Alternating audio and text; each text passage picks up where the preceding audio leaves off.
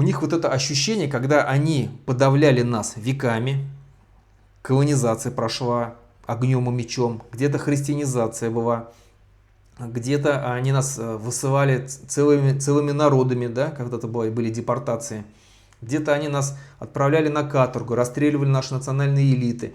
Ну вот это все подавление, подавление наших восстаний, все это было, они все это знают прекрасно из истории. И они ощущают, что мы их за это, мы это все помним.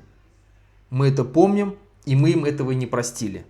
Да, сейчас спустя там много веков как-то мы живем, притерлись уже, при общении никто никому не высказывается, что вы нас 300 лет назад там где-то как-то там резали.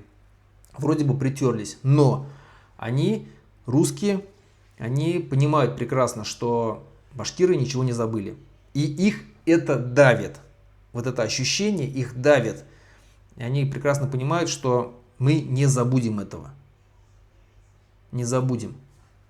Поэтому они, как только слышат, когда башкиры где-то разговаривают на своем языке, собираются в какую-то группу людей и общаются между собой на башкирском языке, все, их тут же это не нравится, не устраивает. Говорите на русском языке, чтобы мы понимали, о чем вы говорите. А вдруг вы про нас что-то плохое говорите, да? Вот это вот, ну, каждый башкир, наверное, встречался с этим, с таким отношением к себе.